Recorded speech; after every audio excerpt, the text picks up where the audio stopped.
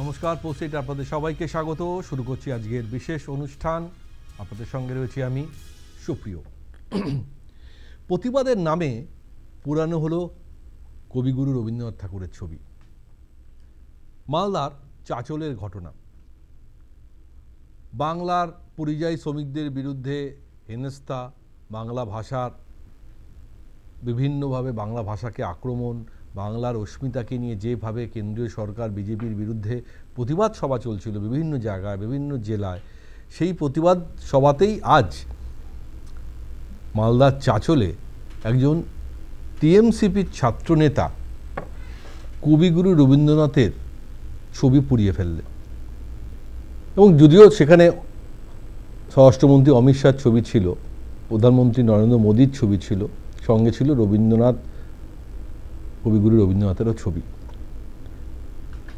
ছেলেটির নাম এবি সোহেল। তিনি কি করেছেন, তিনি আদৌ রবীন্দ্রনাথকে চেনেন কি না, বাংলার এই মনীষীদের ছবি তার কাছে কতটা গুরুত্ব আছে কেউ জানা নেই, কিন্তু এর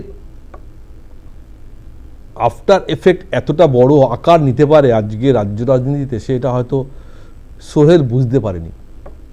কারণ আমরা সবাই জানি লাস্ট কয়েক মাস ধরে এসআইআর বা বিশেষ নিবিড় সমীক্ষা শুরু হওয়ার পর থেকেই বিভিন্ন রাজ্যে, ভিন রাজ্যে বলা ভালো, যেখানে বিজেপি শাসিত রাজ্য, বিভিন্ন পরিযায়ী শ্রমিকদেরকে যেভাবে ধরপাকড় করা হচ্ছে, বাংলা ভাষায় কথা বলে তাদেরকে বাংলাদেশি বলা হচ্ছে, পুশব্যাক করা হচ্ছে, ডিটেনশন ক্যাম্পে পাঠানো হচ্ছে, বাংলা ভাষায় কথা বললে বাংলাদেশি বলা হচ্ছে, তার প্রতিবাদে তৃণমূল ইতিমধ্যেই লাস্ট 2 মাস ধরে প্রতিবাদ করা শুরু করেছে। জেলায় জেলায় মমতা বন্দ্যোপাধ্যায় নিজে গলায় রবীন্দ্রনাথের ছবি লাগিয়ে, বিভিন্ন মনীষীদের ছবি লাগিয়ে পদযাত্রা করেছেন। কয়েকদিন আগে মেয়ে রোডে প্রতিবাদ মঞ্চ ছিল, সেখানেও প্রতিবাদ হতো, যদিও সেনা সেই প্রতিবাদ মঞ্চ খুলে দিয়েছেন, এখন রানীর আসমণি রোডে হচ্ছে। কিন্তু আজ কবিগুরু রবীন্দ্রনাথ ঠাকুরের এই ছবি পোড়ানোর পর আসরে নেমে পড়েছে বিজেপি। বিজেপির রাজ্য সভাপতি শ্রমিক ভট্টাচার্য টুইট করে সকাল থেকেই শোরগোল ফেলে দিয়েছেন। তারপরে আমরা জানি যে বিরোধী দলনেতা শুভেন্দু অধিকারী আইসিসিআরে গিয়ে এর আরও বড় আকারে এই আন্দোলনটাকে তৃণমূলের থেকে ছিনিয়ে নেওয়ার জন্য যা যা করার রাজনৈতিকভাবে তিনি সেটাই করেছেন। আইসিসিআরে গেছেন, সেখানে রবিগুরুর ছবিতে মালা দিয়েছেন। তিনি বিজেপির কিছু নেতা নেত্রীকে নিয়ে পদযাত্রা করে রবীন্দ্র সদন অবধি পৌঁছেছেন। সেখানে গিয়ে যদিও তাকে আটকে দেওয়া হয়েছে, কিন্তু গোটা বিষয়টা পরিকল্পনা মাফিক এমনভাবে করা হয়েছে যে দল, যে শাসক দল এ রাজ্যে বাংলা ভাষা নিয়ে এত প্রতিবাদ, বাংলা ভাষার অস্মিতাকে নিয়ে এত প্রতিবাদ, এত আন্দোলন, আর সে রাজ্যেই টিএমসিপি অর্থাৎ তৃণমূলের ছাত্র সংগঠনের একজন নেতা কি করে কবিগুরুর ছবি পুড়িয়ে ফেললো, সেটাই সবথেকে বড় বিষয়। তো শুরুতে আজকে এই প্রতিবেদন দেখব, তারপরে আমরা আমার আলোচনায় ফিরব। দেখুন আজকের প্রতিবেদন। বিজেপির বিরুদ্ধে প্রতিবাদ দেখাচ্ছিলেন তৃণমূল ছাত্র পরিষদের সদস্যরা। মালদহের চাঁচলের সেই কর্মসূচিতে পোড়ানো হচ্ছিল প্রধানমন্ত্রী নরেন্দ্র মোদী, স্বরাষ্ট্রমন্ত্রী অমিত শাহের ছবি। সেই সময় কবিগুরু রবীন্দ্রনাথ ঠাকুরের ছবিও পোড়ানো হলো। দাউ দাউ করে আগুনে পুড়তে লাগলো বিশ্বকবি নোবেলজয়ী রবীন্দ্রনাথ ঠাকুরের ছবি। এর একাধিক ভিডিও প্রকাশ্যে এসেছে। তার সমাজ মাধ্যমে প্রকাশ করে শাসক দলকে বিদ্বেষ শুরু করেছে বিজেপি। ধর্মতলায় গান্ধী মূর্তির পাদদেশে তৃণমূলের মঞ্চ খুলে দিয়েছিল সেনা। সেই ঘটনার বিরুদ্ধেই প্রতিবাদে নেমেছিল তৃণমূল ছাত্র পরিষদ। চাঁচল কলেজের সামনে মনীষীদের ছবি হাতে দাঁড়িয়ে বিক্ষোভ দেখাচ্ছিলেন সংগঠনের সদস্যরা। বিজেপির রাজ্য সভাপতি শ্রমিক ভট্টাচার্য ঘটনাকে লজ্জাজনক বলে কটাক্ষ করেছেন। শ্রমিক প্রশ্ন তুলেছেন, এটাই কি তৃণমূলের বাঙালি অস্মিতা? এটাই কি তৃণমূল ছাত্র পরিষদের তথাকথিত বাঙালি প্রেম? রাজনৈতিক প্রতিবাদ বা বিরোধিতারও একটা নির্দিষ্ট সংস্কৃতি আছে। মালদার চাঁচলে যে ঘটনা, যে রবীন্দ্রনাথের মাটিতে দাঁড়িয়ে রবীন্দ্রনাথের ছবিতে আগুন লাগান, তৃণমূলের বাংলা ভাষাটা আজকে সীমান্তবর্তী জেলায় বাংলাদেশের বাংলা ভাষা হয়ে গেছে। না হলে ছাত্র কোনোদিন রবীন্দ্রনাথের ছবিতে আগুন লাগাতো। ফিরহাদ হাকিম যা কথা বলেছিলেন, আর সেদিনের বেশি দেরি নেই যেদিন 50% মানুষ উর্দু ভাষায় কথা বলবে। অর্থাৎ আজকে মালদায় রবীন্দ্রনাথের ছবিতে আগুন লেগেছে, আগামী কাল জোড়াসাঁকোতে আগুন লাগবে না। এমনকি ব্রিটিশ ইন্ডিয়াতেও কেউ কোনোদিন দেখেননি যে রবীন্দ্রনাথের ছবিতে আগুন লাগিয়ে প্রতিবাদ করা হচ্ছে। রবীন্দ্রনাথের ছবি পুড়িয়ে দেবার খবর সামনে আসতেই প্রতিবাদে পথে নামে বিজেপি। শুভেন্দু অধিকারীর নেতৃত্বে আইসিসিআর থেকে রবীন্দ্র সদন পর্যন্ত প্রতিবাদ মিছিল বের করে বিজেপি। রবীন্দ্রনাথের মূর্তিতে মালা দিয়ে শ্রদ্ধা জ্ঞাপন করা হয়। এরপর মিছিল আসে রবীন্দ্র সদন পর্যন্ত। রবীন্দ্র সঙ্গীতে কণ্ঠ মিলান বিজেপি কর্মীরা।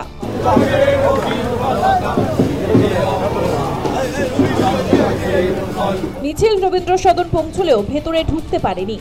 অন্যান্য সময় রবীন্দ্র সদনে সাধারণের প্রবেশ অবাধ থাকলেও শুভেন্দু অধিকারীদের ভেতরে প্রবেশ করতে দেওয়া হয়নি। বাইরেই প্রতিবাদে সোচ্চার হন শুভেন্দু।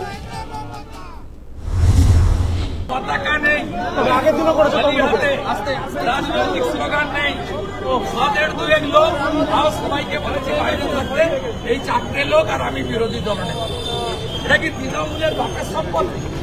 সরকারি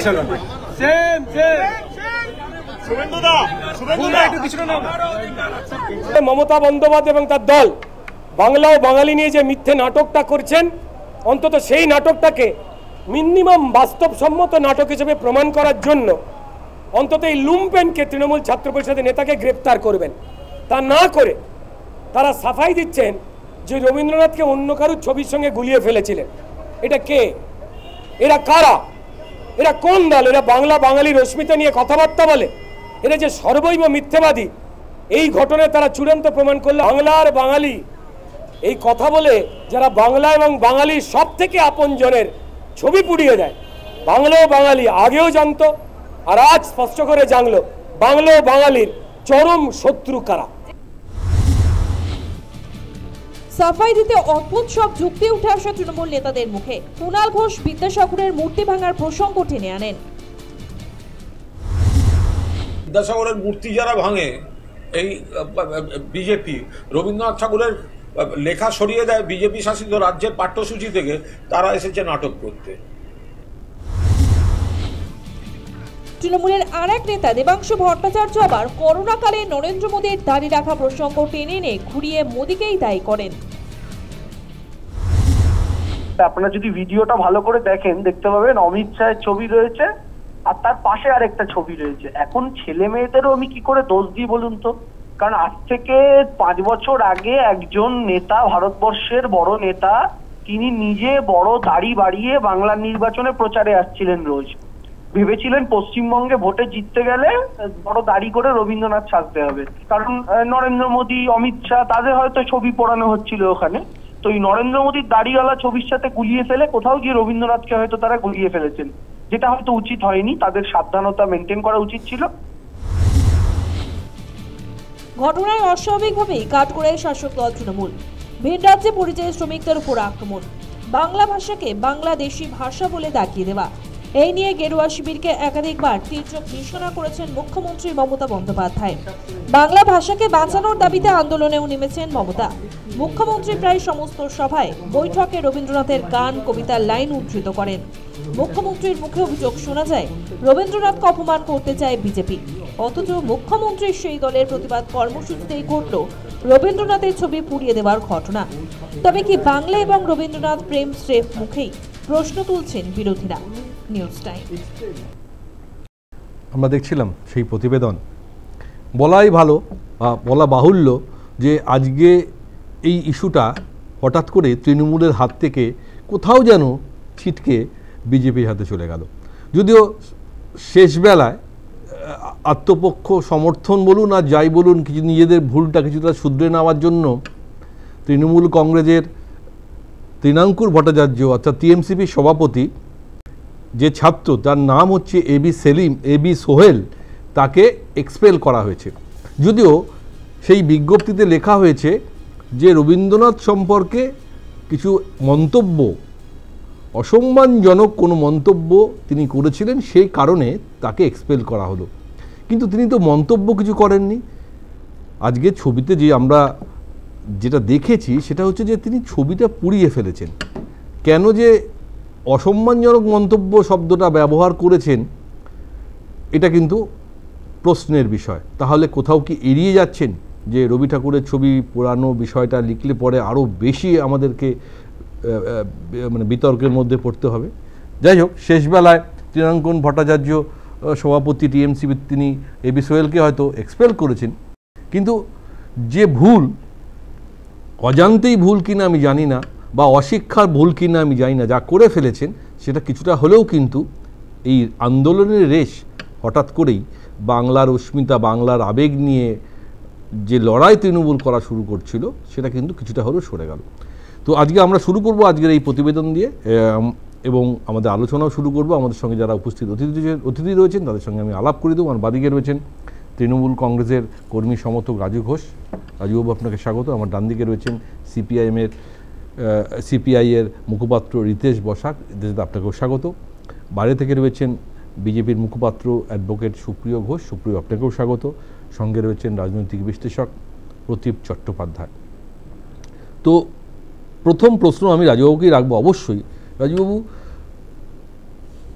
তৃণমূল ছাত্র পরিষদের একজন নেতা আজকে যে কাজটি করলেন প্রতিবাদ করতে গিয়ে, সেটা তো দলেরই মুখ পুড়িয়ে দিল। রবি ঠাকুরের মুখ তো তিনি পুড়িয়েইছেন, আজকে তো দলের মুখ পুড়িয়ে দিল। আর যে ইস্যু আজকে হাতে গরমে আপনারা নিয়ে মাঠে নেমেছিলেন, বাঙালির অস্মিতা, বাঙালির আবেগ, আজকে হঠাৎ করে তো সেই গোটা বিষয়টাই তো 180 ডিগ্রি ঘুরে বিজেপির হাতে চলে গেল। আজকে আক্রমণের সমস্ত দিক কিন্তু আপনারা হয়ে গেলেন। দিনের শেষে সেই ছাত্রকে এক্সপেল করে আলটিমেটলি লাভ তো কিছু হলো না।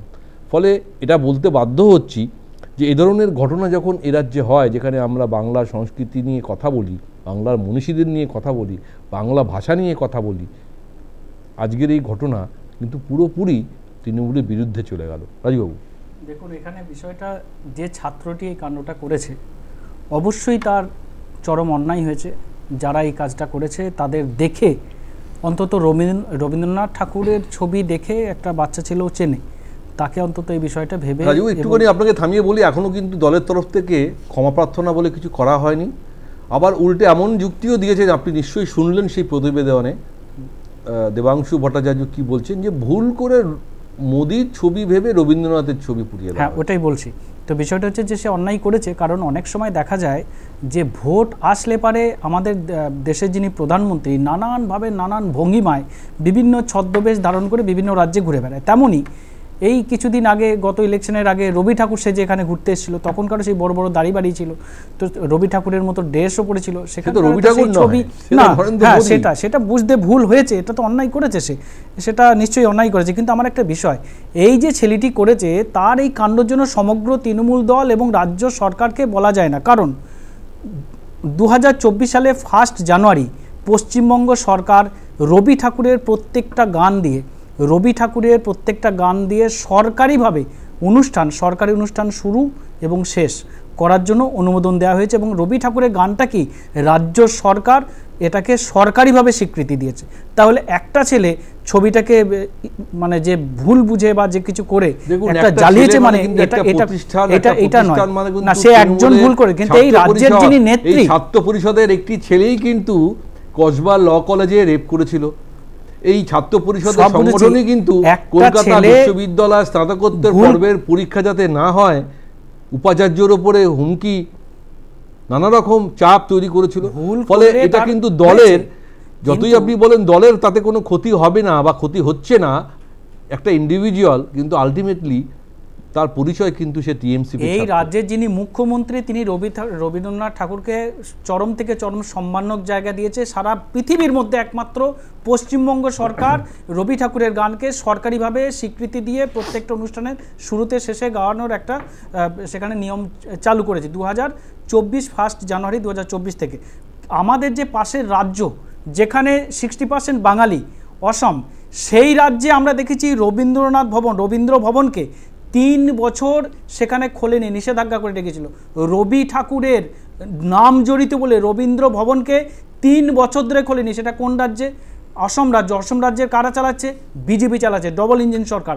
তারা আজকে রবি ঠাকুরের প্রেম দেখাতে আসছে, আর তাদের শাসিত যে রাজ্যে সেখানে গিয়ে রবি ঠাকুরের রবীন্দ্র ভবনকে 3 বছর ধরে বন্ধ করে রাখছে, পরবর্তীকালে সেখানকার আন্দোলন করে সেই রবীন্দ্র ভবন খোলায়। আসামে কি হচ্ছে মানুষ অতটা গুরুত্ব দেয় না, বাংলায় কি হচ্ছে তাদেরকে এই জন্য বলতে হচ্ছে কারণ তারা তো আমাদের রাজ্যে ক্ষমতায় নেই, তারা যে রাজ্যে ক্ষমতায় আছে সেখানে রবি ঠাকুরের ঘটনা ছেলে বাচ্চা ছেলে করেছে, ভুল করেছে, কিন্তু সেই ছেলেটার জন্য কোন রকম সরকার নষ্ট হচ্ছে না, দলের মুখও পড়ছে না। এটা বাচ্চা ছেলে, সেটাই ছেলের যিনি প্রেসিডেন্ট। আমরা দেখছি যে গোটা রাজ্য জুড়ে এই মুহূর্তে তৃণমূল দল বা শাসক দল যেভাবে বাংলার অস্মিতা, বাংলার ভাষা নিয়ে বাংলা ভাষাকে রবীন্দ্রনাথ ঠাকুরকে স্বীকৃতি কে দিয়েছে? এই সরকারই তো দিয়েছে, মমতা বন্দ্যোপাধ্যায় তো দিয়েছে। একটা বাচ্চা ছেলে সে কি করেছে সেটার ঘটনার পর কোথাও সমগ্র তৃণমূল কংগ্রেসকে দায়ী করা যায়। আন্দোলনটা ঘুরে আজ তাদের হাতের বাইরে চলে গেল। প্রদীপদা, সুপ্রিয়দা, একটু পেছন থেকে দেখতে হবে। তার কারণ হচ্ছে যে ছোট ছোট ছেলে আর ছোটখাটো ভুল, এই দুটো শব্দ আপনারা অনেকেই প্রায় 2011 থেকে শুনে আসবেন মুখ্যমন্ত্রীর থেকে, যে এই ছোট ছোট ছেলেরা ছোট ছোট ভুল করছে এবং এগুলো হয়েই থাকে। তো ফলে আজকে তারই কন্টিনিউয়েশন চলছে। ফলে প্রথম যিনি ছোট ছেলে ছোট ভুলটা করেছিলেন কলেজে তাণ্ডব করে মালদায়, সেইটা যদি বন্ধ হতো তাহলে আজকের এই ছোট ছেলে এই ছোট ভুলটা করতো না। তৃণমূল কংগ্রেসের কথায় আমি 1 মিনিট বাদে আসছি, কিন্তু তার আগে বলে নি যে যতই নরেন্দ্র মোদী বা আমি আপনি যেই দাড়ি রাখি, রবীন্দ্রনাথ সাজার চেষ্টা করি, রবীন্দ্রনাথের ছবি, এখানে কোনো ভুল হয় না। কিন্তু প্রশ্নটা অন্য জায়গায়, সেটা হচ্ছে আজকের যে প্রতিবাদ কর্মসূচি, সেখানে রবীন্দ্রনাথের মানে প্ল্যাকার্ডটা আসবে কেন? যদি মোদী এবং অমিত শাহর ছবিকেই পোড়াতে হতো তাহলে সেই প্ল্যাকার্ড আসতো, সেখানে রবীন্দ্রনাথের প্ল্যাকার্ড। এটা তো আমি ভেবেছিলাম তৃণমূল কংগ্রেস এখন বলবে, এতক্ষণ কেন বলেনি জানি না, যে এটা হয় বামপন্থীদের না হলে বিজেপিদের চক্রান্ত, যে কেউ রবীন্দ্রনাথের প্ল্যাকার্ডটা ঢুকিয়ে দিয়েছে। সেইটা যে কেন এখনো বলেনি আমি জানি না, মানে এটা এখনো সাজাতে পারেনি, ভালো করে সাজাতে পারেনি, এখনো চক্রান্তটা বোধহয় হয়নি, বুঝতে পারেনি। তবে যেটাই হচ্ছে, যেটা আপনি বললেন যে তৃণমূল কংগ্রেসের ছাত্র পরিষদ, তারা মানে একেবারে তৃণমূল কংগ্রেসের মুখ পোড়াচ্ছে বারংবার। এবং তৃণমূল কংগ্রেস কয়েকদিন আগে দেখলেন যে কলকাতা বিশ্ববিদ্যালয়ের পরীক্ষা নিয়ে তৃণমূল কংগ্রেসের রাজ্য সভাপতি একটা কথা বললেন, তার পাশে সরকার দাঁড়ালো, উচ্চশিক্ষা দপ্তর দাঁড়ালো, কিন্তু বিড়ম্বনা। এবং সেখানে এই যে তৃণমূল কংগ্রেসের, আমার মনে হয় ছাত্র পরিষদের পুনর্গঠন খুব অবশ্যম্ভাবী। এবং কারা তৃণমূল কংগ্রেসে ঢুকছে, মানে চোর, জোচ্চোর, বাটপার, আমরা তো দেখছি অনেকেই তৃণমূল কংগ্রেসে ঢুকছে। তার কারণ যারা চুরি করছে ধরা পড়ছে তারা তৃণমূল কংগ্রেসের প্রত্যেকেই বলছে যে তার দায়িত্ব, দলের দায়িত্ব নয়। তো ফলে দলে খুব বাজে লোকেরা ঢুকে পড়ছে, এইটা তৃণমূল কংগ্রেসের কোথাও গিয়ে হয়তো মনিটরড হচ্ছে না। সেরকম ভাবে ছাত্র পরিষদের ক্ষেত্রেও তাই, যে কারা, ধরুন কারা কৃষ্টি সংস্কৃতি জানছে না, লাস্ট 8 বছর হয়ে গেল, ছাত্র সংসদ নির্বাচন পর্যন্ত করতে পারছে না, তাহলে আর মনিটরটা হবে কোথায়? আদালতে মামলা চলছে, ইউনিয়ন রুমগুলো বন্ধ করে দিতে বলছে। আর এই ছাত্র সংগঠন নিয়ে এখনো আমরা দেখলাম যেদিনকে ছাত্র সংগঠনের প্রতিষ্ঠা দিবস, সেখানে মমতা বন্দ্যোপাধ্যায় থেকে অভিষেক বন্দ্যোপাধ্যায় কত বড় বড় বক্তব্য রাখলেন, খুব স্বাভাবিক। ফলে তারা এতটাই উদ্বুদ্ধ হয়েছে যে আজকে রবীন্দ্রনাথের ছবি তারা পুড়িয়ে ফেলতেই পারেন। প্রদীপদা, আমি আবার আসবো আপনার কাছে, এখন আমি যাবো সুপ্রিয়র কাছে। সুপ্রিয়, আজকে বাংলার মনীষী কবিগুরু রবীন্দ্রনাথ ঠাকুরের ছবি পুরানোটা যেমন প্রতীকী, ঠিক উল্টো দিকে আরও একটা জিনিস আমাদের সামনে এসে পড়ছে, যে কোথাও না কোথাও বাংলার রাজনীতির অঙ্গনে এখন এমন একটা বিষয় সামনে চলে এসছে, বাংলার অস্মিতা, বাংলার আবেগ, এইটা যেমন তৃণমূল এতদিন ধরে এটাকে ইস্যু করে এগোতে চাইছিল, আজ কিছুটা হলেও বিজেপি সেইটাকে কিছুটা হলেও একটা স্টেপ তৈরি করে ফেললো, যে তৃণমূলকে যেভাবে তারা আজকে আক্রমণ করলো বা যে অ্যাঙ্গেল তাকে সামনে নিয়ে এলো, সেটা কিছুটা হলেও কি বাড়তি অক্সিজেন বিজেপির জন্য, অন্তত বিধানসভা ভোটের আগে? আমি এর আগের একটি শোতে, আমি এই একই প্যানেল ছিল সম্ভবত, আমি সেখানে বলেছিলাম যে 90% সমাজ বিরোধী দ্বারা গঠিত একটি রাজনৈতিক দলের যা স্বভাব হওয়া উচিত, সেটাই এই তৃণমূল কংগ্রেস প্রতিনিয়ত 14-15 বছর ধরে আমাদেরকে উপহার দিচ্ছে। তাই এটা নতুন কিছু অবাক হওয়ার কোনো কাণ্ড নয়। বাংলা বা বাঙালি অস্মিতার ব্যাপারে যারা কথা বলেন, রাজুবাবু এখানে নিশ্চিতভাবে একটি কথা বললেন যে ছোট বাচ্চা করে ফেলেছে, সরকারিভাবে নাকি তৃণমূল কংগ্রেস বিরাট সম্মান দিয়েছে রবীন্দ্রনাথ ঠাকুর মহাশয়কে। তার কয়েকদিন আগে মমতা বন্দ্যোপাধ্যায় মুখ্যমন্ত্রী, তিনি তো নিজের গলার গামছাটা খুলে দিয়ে রবীন্দ্রনাথের গলায় পড়েছিলেন, এটাও তো আমরা দেখেছি। এটা কি আমরা দেখিনি?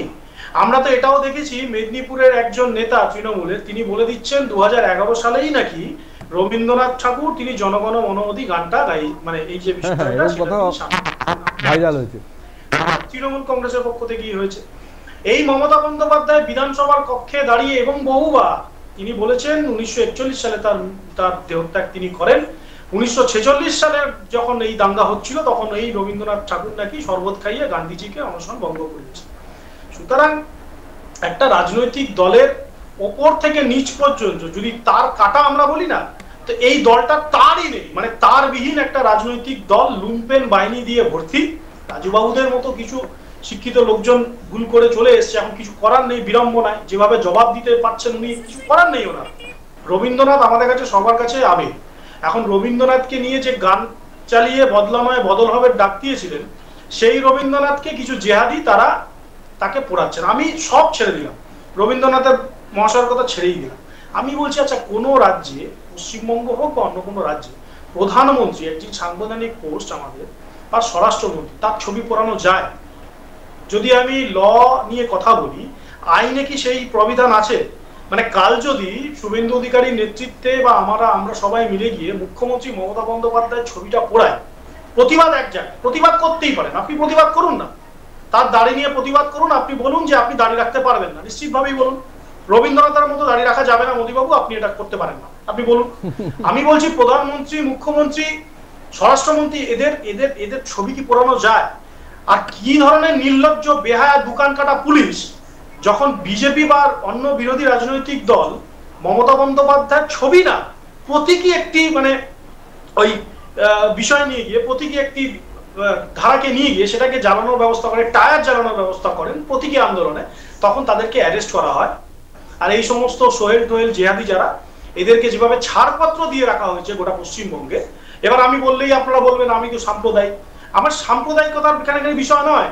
আপনি প্রত্যেকটা ঘটনা, মালদা, মুর্শিদাবাদ, বেলডাঙ্গা থেকে শুরু করে হাওড়া, মেদিনীপুর, যেখানেই যাবেন দেখবেন এই নামগুলোই জড়িয়ে আসছে, কারণ এদেরকে খুল্লা সান্ডের মতো ছাড় দেওয়া। বেশ দেখুন বেশ আমি সংখ্যালঘু কোনো নাম নিয়ে আমি আলোচনায় আসতে চাইছি না। একটা ইন্ডিভিজুয়ালের ব্যক্তিগত বিষয় কোনোভাবে হতে পারে, কিন্তু যে রাজনৈতিক জায়গা থেকে আমরা যদি এটা বলি, যেটা মেরুকরণের রাজনীতি হয়ে যাবে, আমরা সেই আলোচনা আজকে করছি না, আমরা একটা স্পেসিফিক বিষয়ে করছি। সুপ্রিয়, আমি পরে আসবো, আমি রিতেশদার কাছে আছি। রিতেশদা, আজব যুক্তিটা শুনলে যে কোনো বাচ্চা ছেলেও হেসে ফেলবে যে মোদির চেহারা রবীন্দ্রনাথের মতন ছিল, দাড়ি ছিল, ভুল করে মোদির ছবি ভেবে রবীন্দ্রনাথের ছবিকে পুড়িয়ে ফেলেছে। এই যুক্তি শুনতে হচ্ছে তৃণমূলের তরফ থেকে, যে আইটি সেলের প্রধান বর্তমানে এই রাজ্যে তৃণমূলের।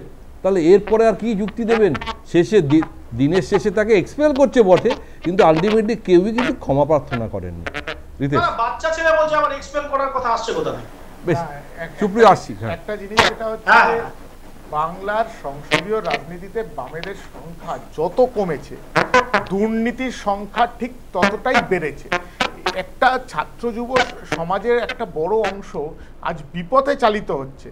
তোলাবাজি, খুন, ধর্ষণ কোথাও একটা নিয়মিত মানে কর্মসূচি হয়ে দাঁড়িয়েছে। আসলে সমস্যাটা হচ্ছে কি বলতো, ছাত্র যুবরা একটা ভুলভুলিয়ার মধ্যে ঘুরছে, একটা আবর্তের মধ্যে ঘোরাফেরা করছে। তারা নিজেরা দিক নির্ণয় করতে পারছে না যে কোন দিকটা ঠিক আর কোন দিকটা ভুল, এবং সেই কারণে দাঁড়িয়ে কোথাও একটা মানে দিশেহারা অবস্থায় রয়েছে। তুমি আজকে দাঁড়িয়ে বলো তো, আজকে দাঁড়িয়ে শিক্ষকদের সম্মানটা কোথায় রয়েছে?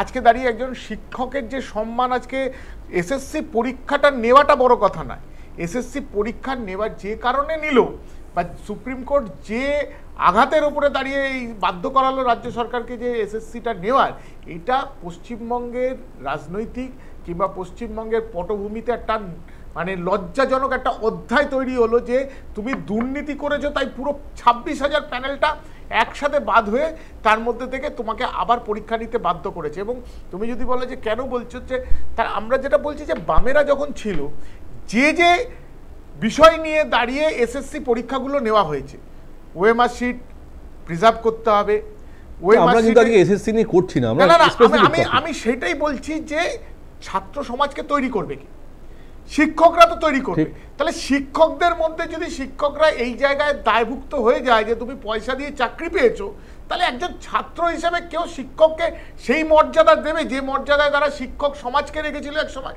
মাস্টারদা সূর্য সেনের মতো শিক্ষককে যারা প্রণম্য, তাদের কথা আজকের শিক্ষক মানে ছাত্র সমাজ ভুলতে বসেছে। আজকের ছাত্র সমাজ শিক্ষা ব্যবস্থার ক্ষেত্রে একটা, নাইলে তুমি বলো যে স্টুডেন্ট ইউনিয়ন রুমে এইরকম নির্লজ্জকর ঘটনা ঘটে না, তোলাবাজি হয় না ইউনিয়ন রুমে, এইগুলো তো হওয়ার কথা ছিল না। পশ্চিমবঙ্গে দাঁড়িয়ে যারা দিবস বলে পরীক্ষা বানচাল করে দিতে হবে। তারপরে সে একজন হতে পারে মতবিরোধ, হতে পারে মানে মিল নাও হতে পারে, একজন উপাচার্যকে কখনো রাক্ষসী বলাটা আদৌ অবধি কোথাও কোনো মানে এই ভাষাটা দেখছি আমরা, এর ভাষা সন্ত্রাস তো আমরা দেখছি প্রত্যেকটা এর ফলে হচ্ছে যে সাবজেক্টের উপরে এই ধরনের বিতর্ক তৈরি হচ্ছে। দুর্ভাগ্য যে 15 বছর যে ছেলেটি আজকে ওই পুড়িয়েছে রবি ঠাকুরের ছবি, 15 বছর তার শিক্ষা ব্যবস্থার মধ্যে সে রবীন্দ্রনাথকে চিনে উঠতে পারেনি। রবীন্দ্রনাথকে চিনবার জন্য রবীন্দ্রনাথের ছবির দরকার হয় না, অনেক সময় দেখবে বহু মানুষের একটা আকার টানা স্কেচ। তুমি যদি একটা ধূপকাঠিতে দেখবে, আমরা ছোটবেলায় একটা ধূপকাঠিতে দেখতাম, সেই ধূপকাঠিতে রবীন্দ্রনাথের শুধু একটা আউটলাইন ছিল, মারাত্মক আউটলাইন, কিন্তু ওইটাই রবীন্দ্রনাথের ছবি, এটা কাউকে বলতে হতো না, ওটা মানে সবাই জানে যে ওটা রবি ঠাকুরের ছবি রয়েছে। এই যে একজন মনীষীকে মানে সমাজের অবক্ষয় দেখছেন না, তৃণমূল ছাত্র সংগঠনের অবনতি দেখছেন না, বর্তমান শাসক দল বা তৃণমূলের এই পরিস্থিতি এখন এমন জায়গায় যে কারোর ওদের হাতের মধ্যে আর কিছু নেই, যে যা খুশি করতে পারে। সংক্ষেপে দেখো যে এই বছরটা হচ্ছে সুকান্ত ভট্টাচার্যর শতবর্ষ, জন্মের শতবর্ষ। সুকান্ত ভট্টাচার্য লিখছে, এই বিশ্বকে এ শিশুর বাসযোগ্য করে যাব আমি, নবজাতকের কাছে আমার দৃঢ় অঙ্গীকার। অর্থাৎ বামপন্থীরা বারবার বলছে যে সমাজটা এখন পরিচালিত হচ্ছে সেই সমাজটাকে বদল করতে হবে। সেই সমাজটা বদল না করলে আগামী দিনের শিশুরা আগামী দিনে কোথাও একটা পথ হারাচ্ছে, কোথাও একটা শিশুকে নির্মমভাবে মেরে ফেলা হয়েছে। মেরে ফেলার কথা রিতেশদা বলছেন, আপনাদের আমলে প্রত্যেক বছরে 50,000 করে চাকরির দুর্নীতি হতো, আপনাদের আমলে কোনো কমিশন ছিল না, ডাইরেক্ট স্কুলের মাস্টার ঠিক করতে কাকে অ্যাপয়েন্টিং করতে হবে, প্রত্যেকটা স্কুল ঠিক কিভাবে ইন্টারভিউ। রিতেশদা কবি সুকান্ত ভট্টাচার্য যে কবিতার লাইনটা পড়লেন অত্যন্ত গুরুত্বপূর্ণ, অত্যন্ত তাৎপর্যপূর্ণ, তিনি আজকে লিখে গেছেন। কিন্তু আজকে সত্যি আজকে যে সমাজে আমরা দাঁড়িয়ে আছি, বসে আছি, যে সমাজের ছবি আমরা দেখছি, কোথাও যেন সব কিছুই আমাদের হারিয়ে যাচ্ছে। আমরা ফিরবো ছোট্ট একটা বিজ্ঞাপন বিরতি নিয়ে, সঙ্গে থাকুন, ফিরছি। ফিরে এলাম বিজ্ঞাপন বিরতির পর। আগামী 14ই সেপ্টেম্বর প্রধানমন্ত্রী নরেন্দ্র মোদী ফের একবার বঙ্গ সফরে আসছেন। 14 তারিখ রাত্রেবেলা তিনি কলকাতায় থাকবেন, 15 তারিখ ফোর্ট উইলিয়ামে তার বৈঠক আছেন, মিটিং আছেন, যেখানে সমস্ত সেনাপ্রধানরা থাকবেন, ফুল টিম নিয়ে আসছেন। তো ফলে বলাই যাচ্ছে যে পুজোর আগে মোদী যখন আসছেন, নিশ্চয়ই তার ভাষণে এমন কিছু থাকতে পারে, সবাই উদ্গ্রীব হচ্ছেন আবার কি বলেন, কারণ আমরা জানি ইতিমধ্যেই 3বার বঙ্গ সফরে ঘুরে গেছেন। এবারে সফর থেকে কি বার্তা দেন সেদিকে যেমন নজর থাকবে, কিন্তু বিরোধী দল বিজেপি অবশ্যই প্রধানমন্ত্রীর আশা নিয়ে যথেষ্ট উৎসাহিত, কিন্তু রাজ্যের শাসক দল আবার একটা কথা বলা শুরু করেছে যে ভোট আসলেই যেমন পরিযায়ী পাখির মতন প্রধানমন্ত্রী স্বরাষ্ট্রমন্ত্রীরা আসেন আর তারপরে লিলিয়ে দেওয়া হয় কখনো ইডি কখনো সিবিআই। ঠিক এই একইভাবে আজ সকালে সারা দিন, আজ সকাল থেকে রাত্রির অবধি এখনও কিন্তু যেটু খবর হচ্ছে যে একযোগে প্রায় 22টা জায়গায় ইডি রেড হয়েছে বালি পাচার মামলায়। কোথায় হয়নি? ঝাড়গ্রাম, কল্যাণী, রিজেন্ট কলোনি, বেহালা, পশ্চিম মেদিনীপুর, এবং যাদের যাদের কাছে পৌঁছানো হয়েছে তারা সবাই ব্যবসাদার, ব্যবসায়ী, অনেক বিভিন্ন রকম যোগ রয়েছে। মনে করা হচ্ছে যে এদের মাধ্যমে অবৈধ বালি টাকা বিভিন্নভাবে প্রভাবশালীদের কাছে পৌঁছাতো, এবং সেই প্রভাবশালীটাকে শুভেন্দুবাবু অর্থাৎ বিরোধী দলের নেতা ঘুরে ফিরে আবার একটা নামই চলে আসে। তাই শুভেন্দুবাবুর প্রতিক্রিয়া শুনি, তারপরে আমরা আলোচনায় আসবো। কি বলেছেন শুভেন্দুবাবু, শুনুন। ভয়ঙ্কর অবস্থা, ডুপ্লিকেট চালান দিয়ে বালি পাচার, এবং এই সৌরভ রায়ের এদের সঙ্গে কমপ্লিটলি ভাইপোর নেক্সাস রয়েছে। এবং সৌরভ রায় যেভাবে এখন বর্ষাকালে পুরো পশ্চিম মেদিনীপুর থেকে জঙ্গলমহলে, ঝাড়গ্রাম থেকে বিস্তীর্ণ এলাকায় বাঁধগুলো পর্যন্ত কেটে বেঁচে দিচ্ছে।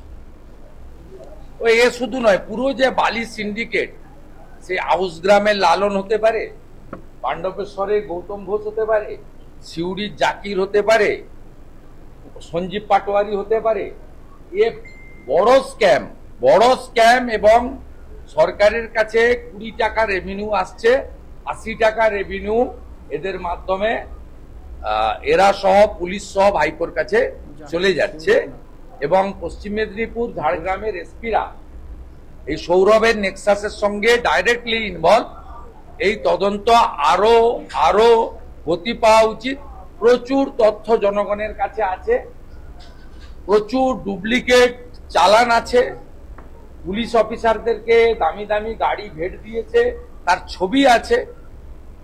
বিরোধী দলনেতা শুভেন্দু অধিকারীর বক্তব্য, বলছেন বিশাল বড় একটা স্ক্যাম এই বালি পাচার চক্র, কোথাও হয় না। বর্ধমান, পশ্চিম বর্ধমান, পশ্চিম মেদিনীপুর, ঝাড়গ্রাম, বাঁকুড়া, বীরভূম, অর্থাৎ প্রত্যেকটা জায়গায় যেখানে নদী রয়েছে সেই নদী থেকে অবৈধভাবে খনন করে বালি তুলে নিয়ে যাওয়া হয় এবং পাচার করা হয়, এবং তার মূল্য কিভাবে, কোথায় কালো টাকা সাদা করা বা সাদা টাকা কালো করা হয়, তার সমস্ত নমুনা এই মুহূর্তে ইনভেস্টিগেট এজেন্সি ইডির হাতে রয়েছে এবং তারই তদন্ত চলছে। এবং সৌরভ রায় একজন ব্যবসায়ী, অরুণ সরফ একজন ব্যবসায়ী, তারা কিভাবে এই টাকা তোলেন, কিভাবে টাকা বিভিন্ন জায়গায় তাদের মাধ্যমে প্রভাবশালীর কাছে যায়, এটা এখন এই মুহূর্তে সবথেকে বড় প্রশ্ন। এর আগেও আমরা বালি পাচার নিয়ে বিভিন্ন সময় রেড দেখেছি, এর আগে কয়লা পাচার হয়েছে, এর আগে গরু পাচার হয়েছে, সমস্ত কিছু ঘটছে।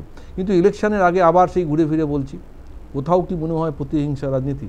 রাজুদা, দেখুন এখানে শুভেন্দুবাবুর যে বাইকটি শোনালেন আপনি, সব ঘুরে ফিরে অভিষেক বন্দ্যোপাধ্যায় কাছে চলে যাচ্ছে। তাতে করে যারা এই দর্শক, আপনার নিউজ টাইমের দর্শক যারা শুনছেন, এখন এই খবর দেখছেন, শুভেন্দুবাবুর এই বিরাট অভিজ্ঞতা থেকে যে কথা উনি বললেন, তাতে করে নিশ্চিন্ত যারা দর্শক তারা, যে শুভেন্দুবাবু এই বালির সাথে সরাসরি যুক্ত আছেন। অন্তত 10-20খানা উনি অবৈধ ঘাট নিশ্চয়ই চালান, না হলে কোন এলাকায় কে চালায় একদম নাম বলে দিচ্ছে। আচ্ছা, ইডি অফিসারের কাছে এত তথ্য আছে কিনা সন্দেহ আছে। ওনার কাছে যদি এত তথ্য থাকে, উনি তথ্য ভান্ডার নিয়ে টিভি চ্যানেলের কাছে কেন বকবক করছেন? উনি পাবলিসিটি নেওয়ার জন্য টিভি চ্যানেলের কাছে কেন যাচ্ছেন? কেন ইডিকে একটা চিঠি করে বলছে না যে হুজুর আমার কাছে সেই তদন্তই আজ করছে? না, ইডি করছে, কেন সেখানে সাক্ষী হিসেবে যাচ্ছে না? শুভেন্দুবাবুর উচিত এত তথ্য নিয়ে তার তো সাক্ষী হিসেবে নামটা লেখানো উচিত, নাম্বার 1। নাম্বার 2 হচ্ছে যে অবৈধ বা বৈধ যেভাবে হোক তাদের কাগজ আছে কি নাই, একটা ইনকোয়ারি এজেন্সি ইনকোয়ারি করছে, তারা তাদের মতো করে করবে। যদি দোষী হয় তারা শাস্তি দেবে, দোষী না হলে শাস্তি হবে না, সেটা সম্পূর্ণ আইনের বিষয়।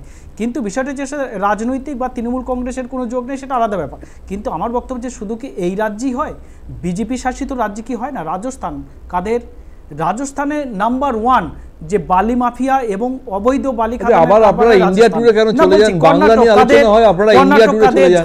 ঝাড়খণ্ড কাদের, বিহার কাদের? অর্থাৎ এই বালি, অবৈধ বালি কারবারি শুধু বাংলায় নয়, এই অবৈধ বালি পাচারে রাজস্ব ক্ষতি হচ্ছে এই রাজ্যের সরকারের। সব বুঝেছি, কিন্তু বিষয়টা হচ্ছে শুধু এই রাজ্যে নয়, সরকারের কাছে না গিয়ে তৃণমূলের বড় বড় নেতাদের কাছে চলে যাচ্ছে। এর থেকে বড় কোনো তৃণমূলের নেতা কোনোভাবে বালির সাথে যুক্ত নাই। যদি যুক্ত থাকে, শুভেন্দুবাবু যুক্ত আছে, শুভেন্দুবাবুর কাছ থেকে বীরভূম থেকে টাকা আসে, গলসি থেকে টাকা আসে, মেদিনীপুর থেকে টাকা আসে, ঝাড়গ্রাম থেকে টাকা আসে।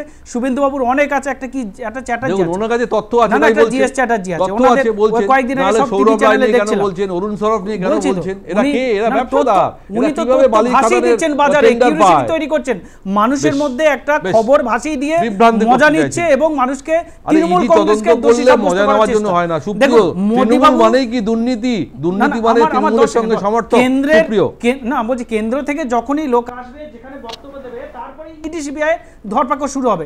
অর্থাৎ মোদি আগামী 14 তারিখে আসছে, ইডি টার্গেট নিয়ে নিয়েছে অন্তত 14খানা যদি তাকে উপহার দেওয়া যায়, অর্থাৎ সম্পূর্ণ মোদি। বুঝলাম দুর্নীতি আর টিএমসি সমর্থক। সৌরভ, রাজু বাবুরা যত আরো এই ধরনের বক্তব্য খণ্ডন করার জন্য বলবেন, তত বাংলার মানুষ এটা বুঝতে পারবে যে তিল বিলিয়ে উঠছে না, তিল বিলিয়ে উঠছে।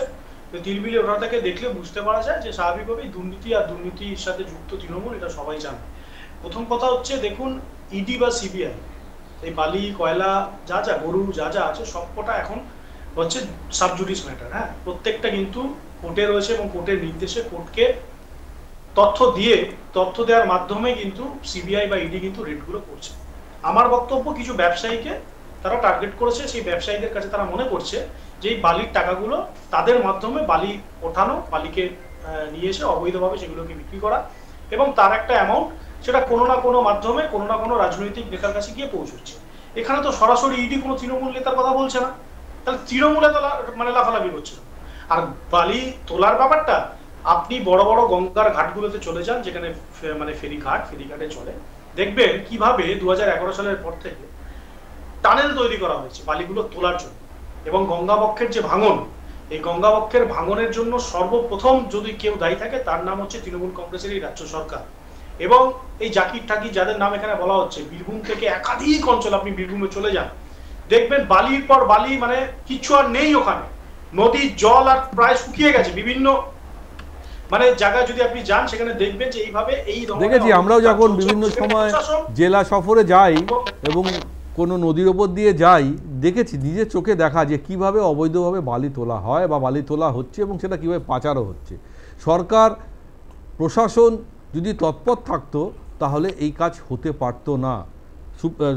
পরে আসছি আবার তোমার কাছে সুপ্রিয়, কিন্তু এই মুহূর্তে যে খবর একটু আগে পেলাম যে ঝাড়গ্রাম থেকে 13 ঘন্টা পর বালি ব্যবসায়ী সৌরভ রায়ের বাড়ি থেকে বেরোলেন, মেদিনীপুরের বাড়ি থেকে, যেখান থেকে প্রচুর তথ্য পাওয়া গেছে এবং এটুকু তথ্যও আসছে যে তথ্য আছে তার সঙ্গেও মনে করছে যে নগদ অনেক টাকাও হয়তো তার বাড়ি থেকে উদ্ধার হয়েছে।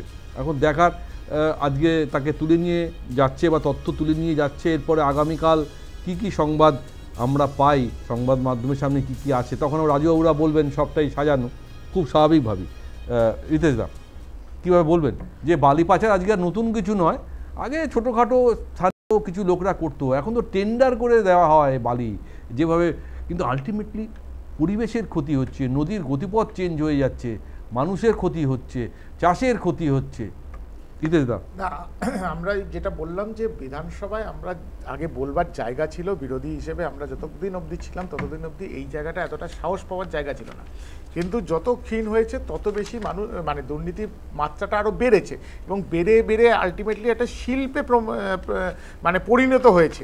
এবং আশ্চর্য বিষয় যেটা হচ্ছে যে ইডি এর আগেও রেড করেছে, ইডি এর আগে সন্দীপ ঘোষকে অ্যারেস্ট করেছে, কিন্তু ইডি সন্দীপ ঘোষকে অ্যারেস্ট করার পরে সেপ্টেম্বর 2024 থেকে আসছে সেপ্টেম্বর 2024 এখনও অবধি সন্দীপ ঘোষের বিরুদ্ধে চার্জশিট দেখছে না, প্রপার চার্জশিট পাচ্ছে না বলে সন্দীপ ঘোষের ট্রায়ালও তৈরি হচ্ছে না। তাহলে এখন তৃণমূল বলে যে ওই ইডির তো কোনো লাভ নেই, ইডিকে ধরে দিয়ে আমার কোনো লাভ নেই। কালীঘাটের কাকু কোর্ট মনিটরড কেস, সেইখানে দাঁড়িয়েও ইডির ভূমিকা রয়েছে, গুরুত্বপূর্ণ ভূমিকা ছিল, কিন্তু সেই কালীঘাটের কাকুর মালিক অব্দি কলারপুরের হাত পড়ছে না, জনৈক অভিষেক বন্দ্যোপাধ্যায়ের নাম, এবং এমনকি তার ঠিকানা নেই বা ঠিকানা আছে তার কোনো অস্তিত্ব নেই।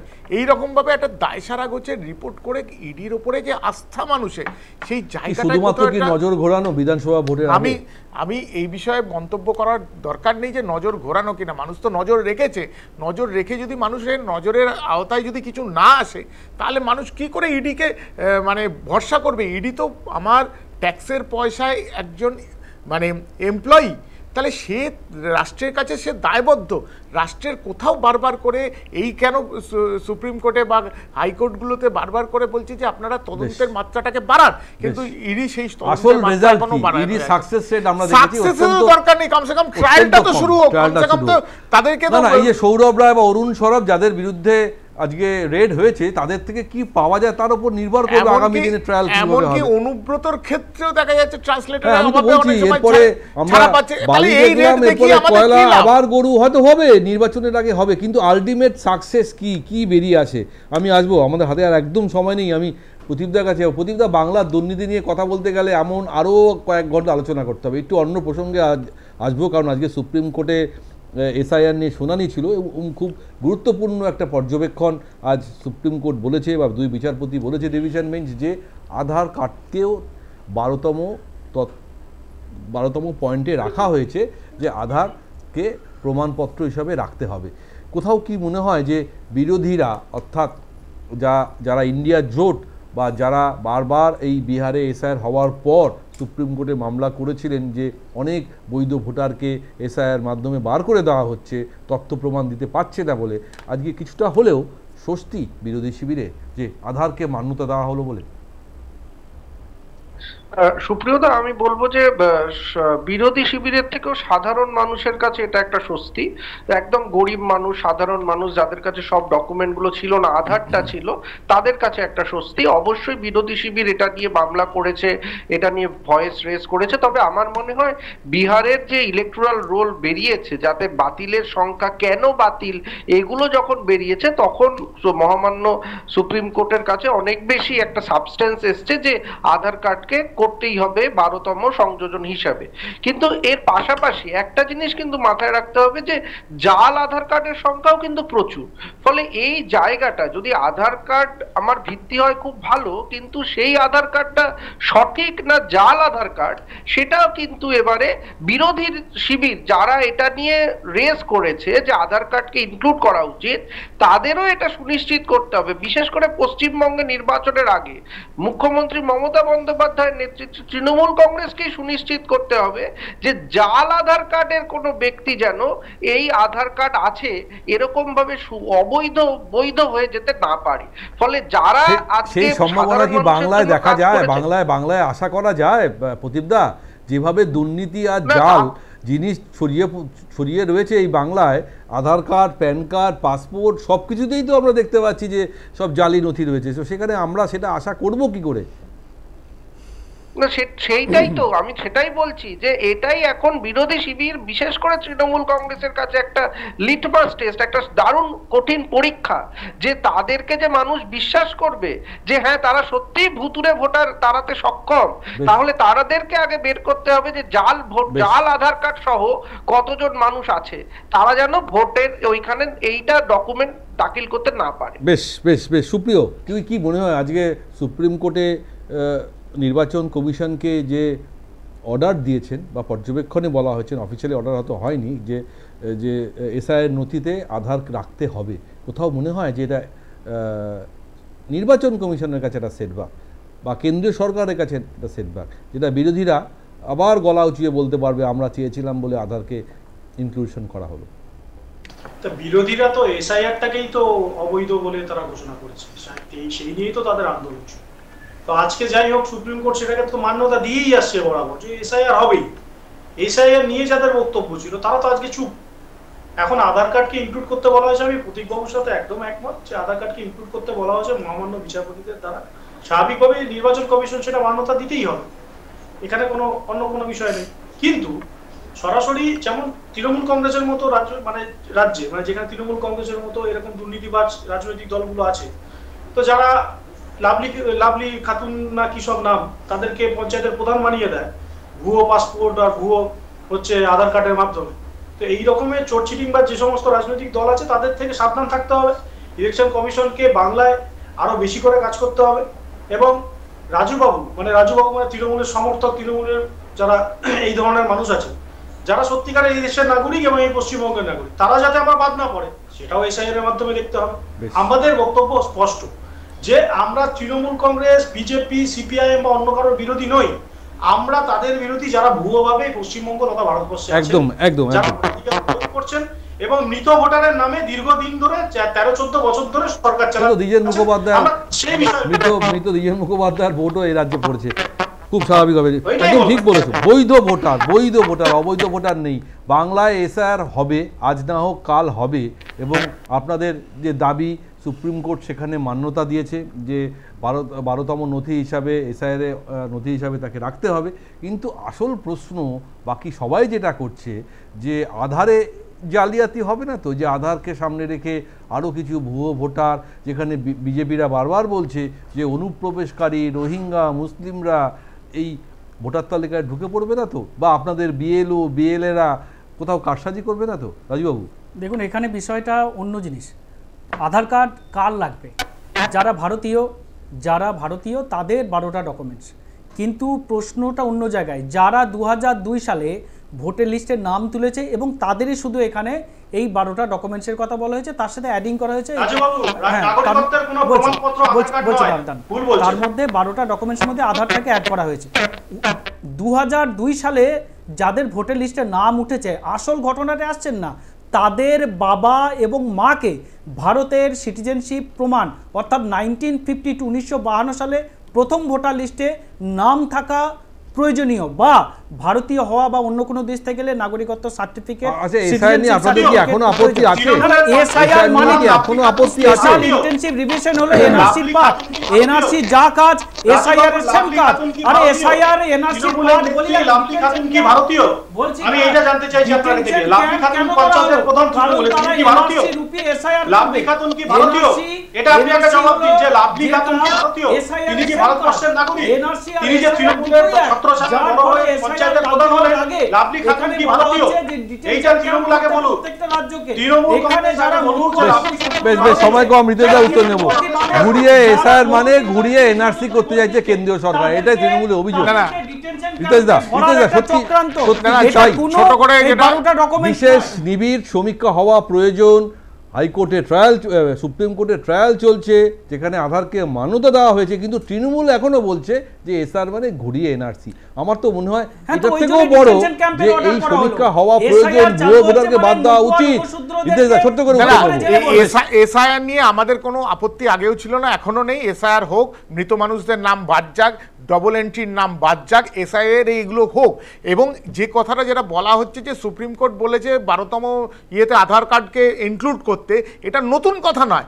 আমরা কিন্তু নতুন করে আধার কার্ডকে দাবি করিনি, আমরা বারবার বলেছি Aadhaar card is a part of voter list, তাহলে আধার কার্ডটা থাকবে। এই আধার কার্ডটাকে রাখার ক্ষেত্রে আমরা সুপ্রিম কোর্টকে দাবি করেছিলাম যে এই আধার কার্ডকে মান্যতা দিন। আধার কার্ড একটা সেন্ট্রাল গভর্নমেন্টের একটা ইনস্ট্রুমেন্ট, এই ইনস্ট্রুমেন্টকে আপনি অবৈধ বলে চালাতে পারবেন না, যেটা নির্বাচন কমিশন কেন জানি না করতে চেয়েছে। তাহলে নির্বাচন কমিশনকে আজকে বলেছে যে আধার কার্ডটাকে তোমাকে রাখতে হবে। এতে জয় পরাজয়ের বিষয় না বা নতুন কিছু আমরা করে ফেলিনি, যেটা ছিল সেটাকেই রাখা হয়েছে। দুই হচ্ছে যে এই যে জালের কথা বলা হচ্ছে, জাল তো এই আমাদের দারিদ্র সীমার নিচে থাকা মানুষ ইত্যাদিতে জাল 100% হতে পারে। আমি জাল নিয়ে, জাল পাসপোর্ট হয় না, জাল পাসপোর্ট হলে কাকে দায়ী করবেন? সেই তো সেন্ট্রাল গভর্নমেন্টকে কোনো এমপ্লয়ের নিশ্চয়ের মধ্যে ইনভলভ ছিল, তার জন্যই হয়েছে, নাহলে তো এমনি এমনি হবে না। স্টেট গভর্নমেন্টের থেকে যে রিপোর্ট গেছে সেটাকে মান্যতা চোখ বন্ধ করে দিয়ে দিয়েছে, সেটাতেও দিয়েছে। আলটিমেটলি জাল এক জিনিস আর মান্যতা দেওয়া এক জিনিস। এসআইআর নিয়ে যে বিরোধিতাটা চলছে, এসআইআর নিয়ে ইলেকশন কমিশন কেন জানি না কতগুলো অদ্ভুত তথ্য নিয়ে মাঠে নেমেছে। এই অদ্ভুত তথ্যগুলো ইলেকশন কমিশনের এই মুহূর্তে দেখুন, এখন তো সুপ্রিম কোর্টে ট্রায়াল চলছে, সুপ্রিম কোর্টে বিচার চলছে, সুপ্রিম কোর্ট যা সিদ্ধান্ত দেবে সেগুলোই হবে। সুপ্রিম কোর্টে ওই বিষয়গুলোই বারবার তুলে ধরা হচ্ছে যে মানুষের ক্ষেত্রে দেখুন এসআইআর বিহারে 65 লক্ষ লোক বাদ পড়েছে।